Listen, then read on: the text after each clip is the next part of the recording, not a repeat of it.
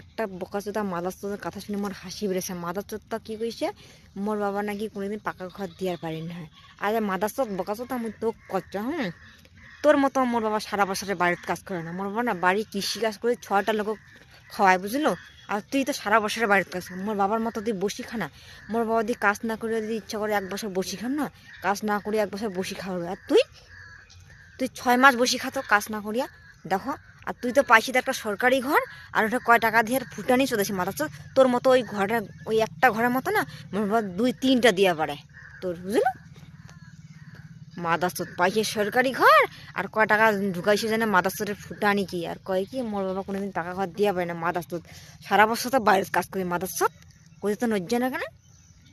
মোর বাবা যে কিনা করছে না, মোর বাবার কানি নঙ্গুলের যোগ্যতা হবে না। আর বাকি থাকিলে মোর বাবা দি বলে দি বেশি আর দি বসি খায় না, সারা বছর বসি খাবে। তুই খাতো বসে তুই কয়শো বিঘা করছিস, ওই বসি খাতো মাদারচোদ নজ্জা না কেন। সারা বছরে বাইরের কাজ করে মাদারচোদ।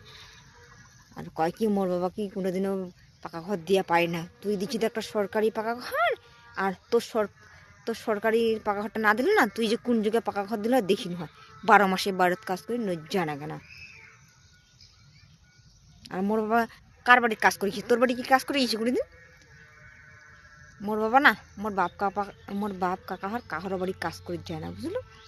যে কিনা নিজের কৃষি কাজ করিয়া অর্জন করা তুই মাদারচোদ করে কান্না।